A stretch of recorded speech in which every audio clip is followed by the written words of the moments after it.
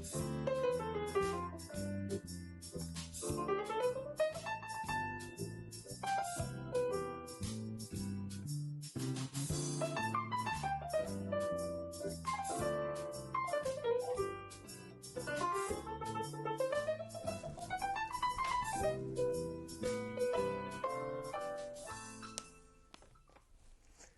I'm Walt Haight. Welcome to Arts Alive. Well, as everyone in the McMinnville area knows, things are changing at a pretty rapid pace, and we've also got some changes occurring down at Gallery Theatre. It's my pleasure today to welcome to the studio the new general manager of Gallery Theatre, Jared Richard. Yes, hello, thank you. Welcome. Thank you. Welcome to the show. Jared, before we dive deeply into the gallery itself, I'd like to find out a little bit about you and a little bit of a bio and, well, how you landed here in McMinnville. Yeah, I'm used to moving around a lot. I'm a pastor's kid. My dad has preached in churches all my life and kind of up and down the West Coast. I'm from Washington originally, lived in California and Oregon, and I've been in Salem for the last 10 years. A lot of people, when I came to Gallery, asked about what was my theater experience. And beyond working in the church, I had done some productions with community theaters and things like that, but a lot of my production experience actually came from film. I worked with many film festivals, both in Temecula, California and Seattle, and I also produced films of my own and did all kinds of different works behind that in terms of acting, writing, directing, all that kind of stuff. And it was something where it all kind of progressed and hit a point where I was not stuck, but when you do film production, as you know, it takes a long time in terms of you got to get your crew together and do everything, and then whatever you create could end up being terrible. And so it's this weird feeling of like, you know, do I want to keep doing this? And for me, I wanted more of a instant, not satisfaction, but a chance to do something different and to kind of improve upon what I'm doing. So that's what led me to stand-up comedy, because you can write something, perform it that night, and know whether or not it's terrible. And then you can rewrite it and do it again, where a film, to rewrite, that takes so much longer. And so my impatience is kind of what led me here in a sense. And from doing stand-up comedy, it also led me to improv comedy, because while I did love stand-up, it's usually by yourself, and so I kind of like the team mentality of a production, and that's what improv is all about. It's all about the team. And so I started doing improv as well in Salem at a place called Capital City Theater, and I was there for a couple years. The owner decided to leave, and they needed someone to take ownership in order to keep it open. So me and a business partner stepped up, and we owned it for about 5 years. It closed down right before the pandemic, weirdly enough, and so it was kind of like good and bad timing. They repurposed they're a new business in Salem, and it was kind of a chance for me once again to do something different. And after 10 years in Salem and seeing kind of what they had to offer, I was really curious about McMinnville. I had some friends who had lived here, and I know they have a film festival as well. And so I actually went down to, they had a new business meeting at Mac Market, and the film festival was there, and Crush Magazine was there, and a bunch of people that were showing just how much McMinnville values the arts here. And that was really refreshing for me, because in Salem, you really have to battle a lot of things. You're a capital, so you have a lot of state workers. You have a lot of kind of division, because there's different parts of Salem that kind of work against each other, where McMinnville is very community-based. It feels like everyone works together, and I really like that mentality. So, yeah. Tell me a little bit about the Salem. You were director of the Salem Theater Network? I am the president of the Salem Theater Network, yeah. So the comedy club that I own, Capital City Theater, theater was in the name. So they contacted us about being in the network. And while we're a comedy club, not necessarily a production theater, we did host a few series of productions like the Vagina Monologues and things like that, Readers Theater kind of type stuff. And it was something where I'm a big believer in rising tides raises all ships. And so I decided to be a part of the network for a few years. And just like the comedy club, the owner got a little burned out and needed someone to step up. And so they voted me as president right as the comedy club was closing, because I had a little more time on my hands. Coincidentally enough, in the network is Gallery Theater. And I'd always met people from Gallery, but I never had gone out here before. And oddly enough, it was while working on a production of a film here in McMinnville that I was talking about wanting to go see Gallery and figuring out how to get in there. And one of the production assistants, workers, Marla Nutman was her name. She's on the board, and she said, "You'd love to see Gallery? I'd love to show it to you." I said, "Excellent." So we saw everything the gallery had to offer, really enjoyed it, and while I was there, I got to meet Seth, who was a hard guy to track down. He was the former theater manager. Seth is always doing a million things. So I finally got him down for a meeting, and we had met about doing more things at Gallery as far as performing-wise and being more involved in the network and how we could really help him from a outside perspective. And then about 2 weeks to a month later, Seth resigned. And so I was like, oh no, and I messaged him. I said, hey, whoever replaces you, put in a good word for me. I'd love to still continue our relationship. And he said, of course. And a few different people had told me about the position and how they thought I'd be right for it. And I applied, and since November I've been here, and yeah. I remember. It's been a few years, but there was a time when there was very little communication between the theaters. There was no networking at all per se between Gallery and Salem's, Pentacle. Pentacle and Kaiser Homegrown, and we still really have no interaction with Theater in the Grove up north.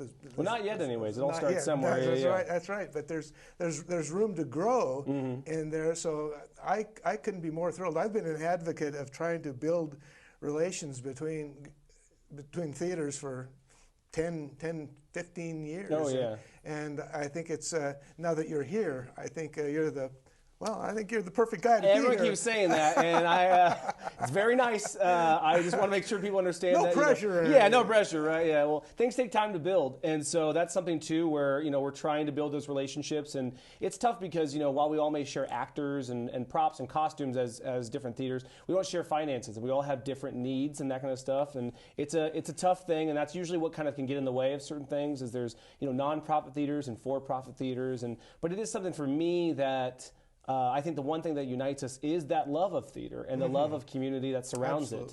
And so that's what really got me together with the network, is just meeting other theaters. And what I really try to do whenever I talk to the head of a theater is try to ask them how they view their theater, and then tell them how I've talked to people about how they view their theater, and try to find a transparency bridge between those two. Because like Elsinore, for example, in the Elsinore Theater in Salem is 1,200 seats, but they're also a historical landmark and they're a nonprofit. So that's they're in a whole different ballgame, and so that's something too that, like, when I met with their owner, I had to let them know. I said, people don't like you, and he's like, really? Why? I go, because you're untouchable. Why would they? And so he didn't really understand that, because he was like, I thought people love us. Like, oh, the people who do, yeah, but your competition, yeah, you're in a whole different ballgame. You're like a major league versus like a minor league team, and so it's that there's definitely there's some walls and some obstacles to overcome, but I think, like, once again, it just comes back to the love of theater, and I think the people at Elsinore and Kaiser Homegrown and Enlightened Theatrics, Pentacle, so many of them are all really trying to do things because they love them and they really want to make them the best they can be, and that's really cool to see. And so yeah.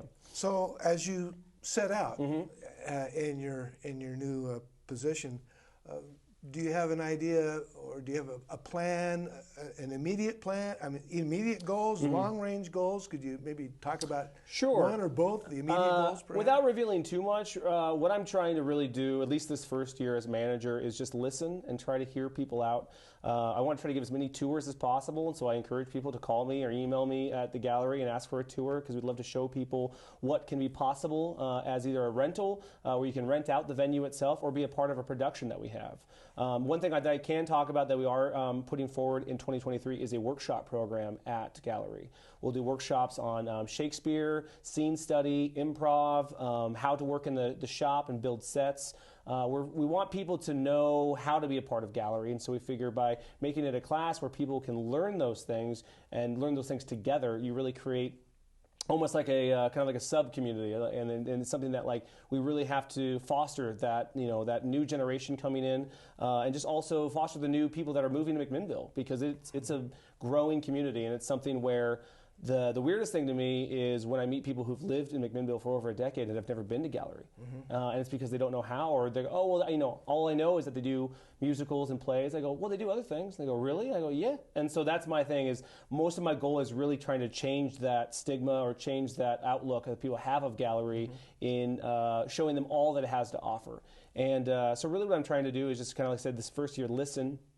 onto what people think gallery is, both who are involved in gallery and outside, and then figure out how to best serve those needs based on whatever issues they may have or things they want to improve.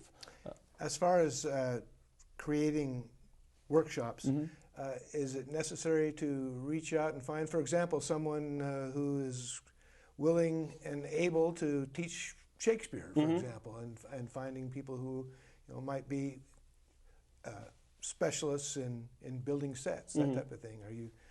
Do you have to reach out to find these people, or? Yes, a little bit. We found some people within the theater that know how to do the workshops we're currently going to be providing, but the next step of that will be finding people that do want to teach different types of workshops, or maybe the ones that we already offer, and really trying to extend that hand as well. It's tough because anytime you try to build anything, it's got to be a two-way street. And so we want to reach out, but we also want people to know that they need to reach back. It has to be kind of two-handed.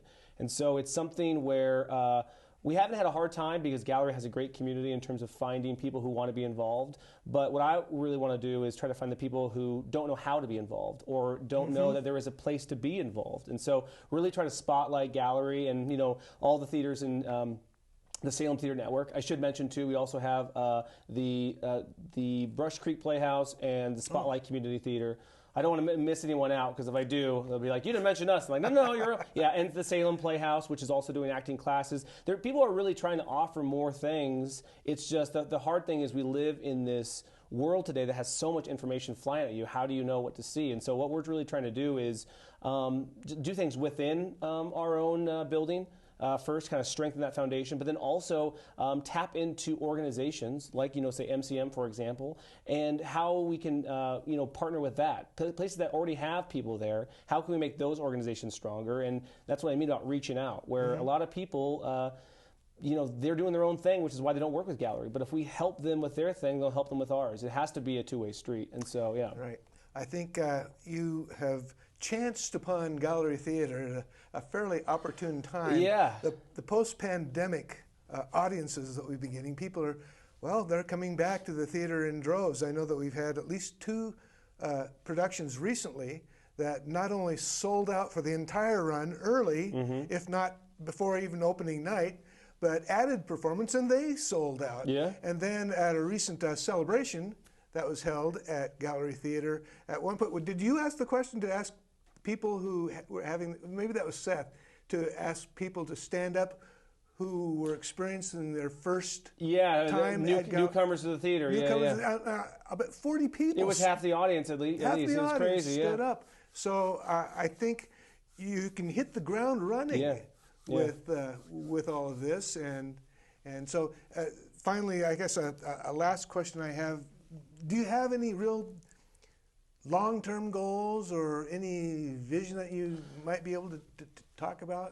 Yes and no. I mean, the hardest thing is, gallery isn't just me. There's so many people behind that theater, and people that have been there for a long time. The theater's been open for 55 years, and so there are people that have been there for the whole 55 years. And so it's something where I want people to understand that what I'm trying to do is, solidify what makes the theater great and has always made it great, but also, kind of provide that bridge for the new people, the newcomers, the people that made their debut this year, and let them know that they have a place, and we can also, make some room for them. And so we're not pushing anyone out, and we're not keeping anyone out either. We're trying to bring everyone in and try to find, put them in the right position. I would say my biggest goal, really, like I said, is just to really solidify gallery as a place for everyone. And I would say, as far as my vision of what I want to do there, I'll tell you something that would be really cool, and this isn't something that is in any way in the planning stages. But I think the best thing about gallery, like I said, is that there is a place for everyone because it's so massive. You have a main stage, you have a black box theater, and you have a loft upstairs. Not to mention you have the dance studio as well. So what I would really like to do in terms of vision is some type of festival, convention, something that uses all 4 of those venues simultaneously. That would be really cool, because whenever you do any kind of festival, that's the hardest thing, is you got to travel between theaters or find parking. It's tough. But if you have it on one place, and then also if that can be created, extend out to the Moonlight Theater, to the Mac Theater when it opens up. There are opportunities here in McMinnville for more than just gallery, and I want people to understand that as much as we love the things that the gallery is doing, we want to make sure that gallery is made up of people in McMinnville and beyond, and just because you're not at gallery doesn't mean you're not a part of what we're doing. And so, yeah, I would really love to do something that really maximizes that space, because I had only seen the main stage. And then the first show I saw was with you, and then there were none. And I loved the arena even more, and I was like, man, there are so many cool things you could do here. And so, yeah, I will tell you, part of making that happen is this year, at the end of February, we will be hosting 2 panels at Gallery for the McMinnville Short Film Festival. And so that's a start of kind of bridging to a community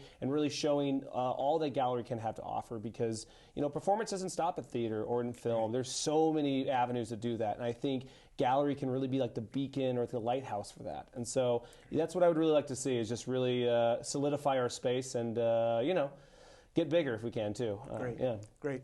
Well, I really appreciate you coming in today to talk about Gallery Theater. Yeah. And welcome to McMinnville. Thank you. And, and I hope it's a good, long, and healthy run. I hope so too. So, thank you. Yeah. Jared Richard has been our guest today. And, well, from McMinnville Community Media, I'll see you next time.